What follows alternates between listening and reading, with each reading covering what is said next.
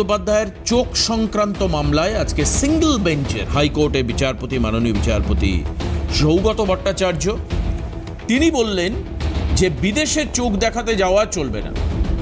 যদি আপনি চান এসএসকেএমে ডাক্তারদের একটা বিশেষ টিম তৈরি হবে। আগামীকাল বৃহস্পতিবার দুপুর 2টোর মধ্যে সমস্ত মেডিকেল যা রিপোর্ট চোখের সেগুলো জমা দিতে হবে। তারা দেখবেন, বুঝবেন, এবং যদি সেই 3 জনের কমিটি, ডাক্তারদের যে কমিটি, তারা যদি মনে করেন তাহলে অভিষেক বন্দ্যোপাধ্যায় বিদেশে চোখ দেখাতে যেতে পারেন, না হলে নয়। সেটাও কোর্টকে জমা দিতে হবে, কোর্ট পরবর্তীকালে সিদ্ধান্ত নেবে। এবং আজকে কোর্ট এটাও প্রশ্ন তুলেছে, আপনাদের সামনে আমরা হাল্লা বলে ক্লিয়ার করে দিই, যে ডাক্তারবাবুর প্রেসক্রিপশনের ভিত্তিতে অভিষেক বন্দ্যোপাধ্যায় বিদেশে চোখ দেখাতে যেতে চাইছেন, তার রেজিস্ট্রেশন নাম্বার সাবমিট করতে পারা যায়নি, অর্থাৎ রেজিস্ট্রেশন নাম্বারটা নেই। যে ডাক্তারবাবুর প্রেসক্রিপশনে অভিষেক বন্দ্যোপাধ্যায় বিদেশে চোখ দেখাতে যাচ্ছেন, অর্থাৎ সেই জন হপকিন্স হাসপাতাল, কোটি কোটি টাকা খরচ, সেই খরচ করে তিনি চোখ দেখাতে যাচ্ছেন। কিন্তু মমতা বন্দ্যোপাধ্যায়ের এই স্বপ্নের বাংলায় স্বপ্নের স্বাস্থ্য পরিষেবা তো এসএসকেএম দিয়েছে। মমতা বন্দ্যোপাধ্যায় নন্দীগ্রামে যখন তার পায়ে লাগলো, তিনি এসএসকেএম এসে ভর্তি হয়েছিলেন। মমতা মন্ত্রিসভার একাধিক মন্ত্রী, কখনো ববি হাকিম, কখনো দীর্ঘ সময় মদন মিত্র, আরও অনেকে, শোভন চট্টোপাধ্যায়, তারা তো এই এসএসকেএমে ভর্তি ছিলেন। উডবার্ন ওয়ার্ড নামটা আপনারা ভোলেননি। কিন্তু অভিষেক বন্দ্যোপাধ্যায় মনে করেন যে এসএসকেএম সঠিক পরিষেবা তাকে দিতে পারবে না। ইভেন শুধু তাই নয়, আমাদের রাজ্যে নয়, সারা ভারতে এমন কোনো হসপিটাল নেই যে অভিষেক বন্দ্যোপাধ্যায়কে চোখের পরিষেবা দিতে পারবে, চোখের চিকিৎসা করতে পারবে। অভিষেক বন্দ্যোপাধ্যায় তাই মনে করছেন আজকের দিনে দাঁড়িয়েও।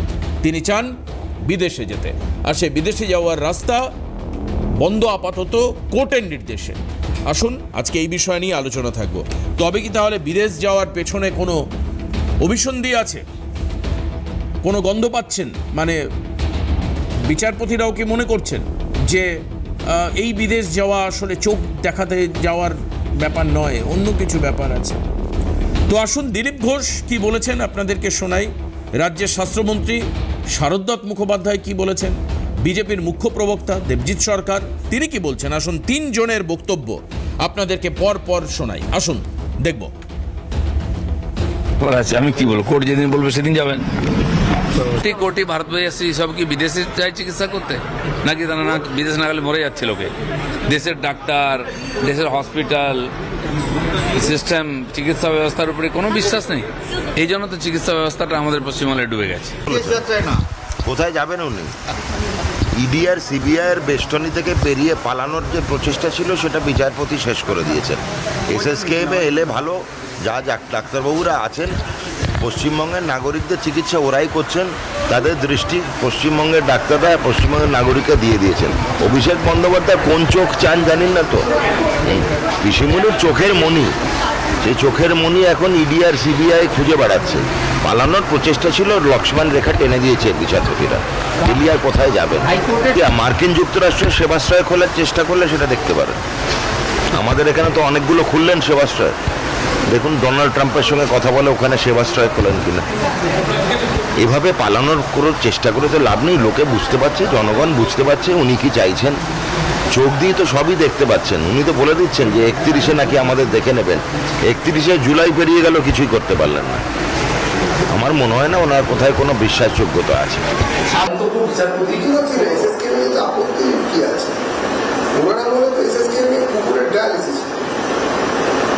এখন তো সেসব আর নেই। এখন তো মানুষের চিকিৎসা করছে এবং মানুষরা স্বতঃস্ফূর্তভাবে সেটাকে সমর্থন করছে। এসএসকেএম বিভিন্ন সময় নির্বিশেষে, মানে রাজনৈতিক সময় নির্বিশেষে নিজেদের মান ধরে রাখার আপনার চেষ্টা করেছে। শুধু গত 15 বছর এবং তার আগে কিছু বছর এটা ব্যাপক রাজনীতিকরণ হয়েছে, এটা কোনো সন্দেহ নেই। কিন্তু এরা যেতে আপত্তি কি আছে? আমরা বুঝতেই পারছি না যে অসুবিধাটা কোথায়। নিশ্চয়ই কোথাও কোনো গোলমাল আছে, বা বাইরে যেতে চাইছেন উনি, তার কোনো ন্যায্য বা অন্যায্য কোনো কারণ আছে যেখানে যেটা উনি মুখে বলতে পারছেন। ছেড়ে কাশুন, তাহলে মানুষও বুঝবে, আদালতও কোথায় বুঝবেন, এবং নির্দিষ্ট রায়। আসুন কেন অভিষেক বন্দ্যোপাধ্যায় তাহলে বাইরে যেতে চাইছেন?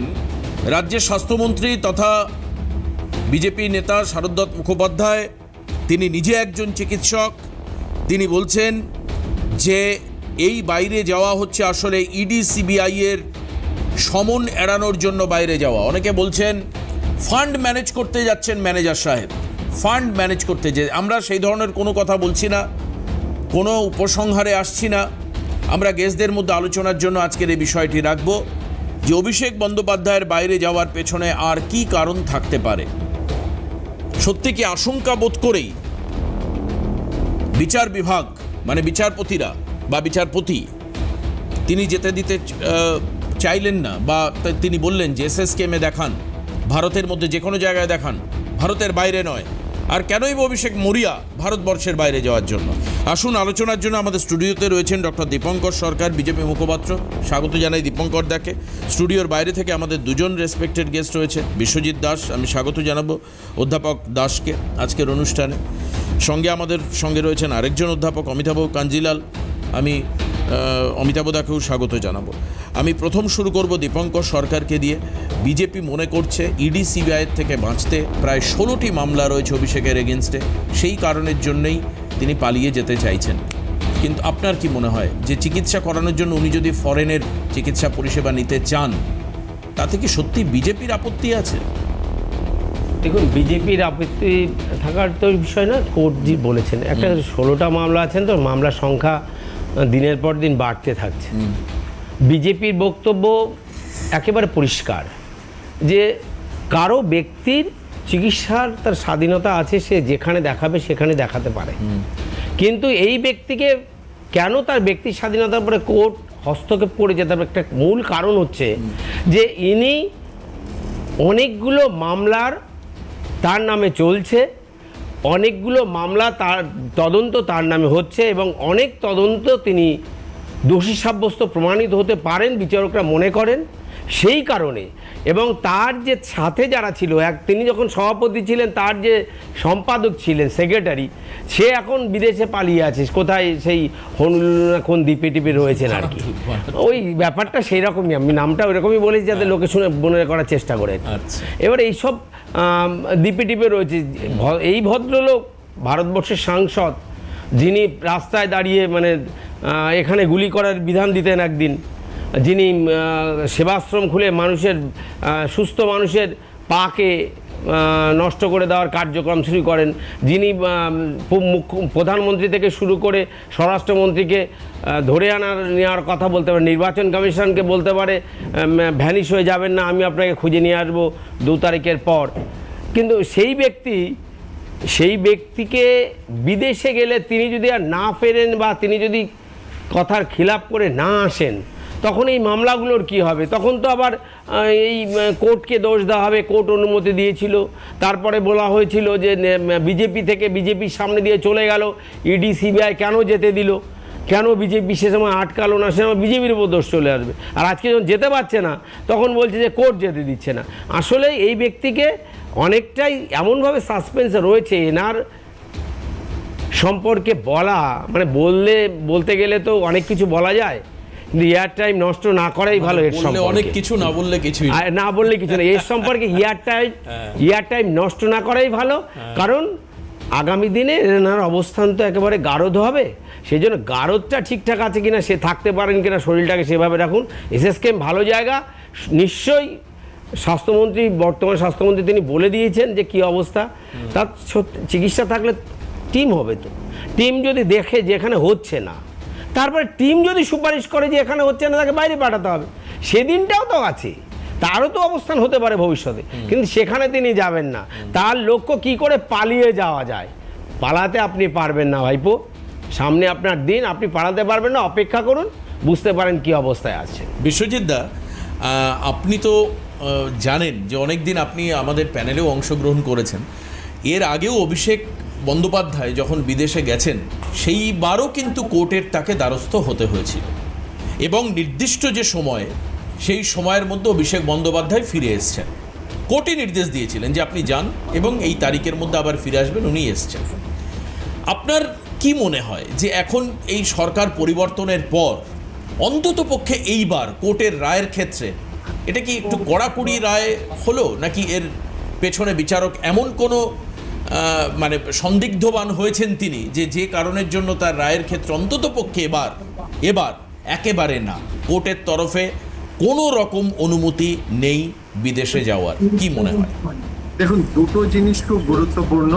এক হচ্ছে যে কোর্ট এর আগে তাকে পারমিশন দিয়েছিল, এবার কেন দেয়নি সুনির্দিষ্টভাবে সেটা বলে দিয়েছেন যে কেন দেয়নি। তার কারণ হচ্ছে দুটো। প্রথম কারণ হচ্ছে যে 16টি যে মামলা চলছে, সেই 16টি মামলার মধ্যে 5টি মামলা কলকাতা হাইকোর্টে রয়েছে এবং সেখানে তার উপস্থিতি কাম্য, সেই কারণে কোর্ট তাকে যেতে দিচ্ছে না। এক।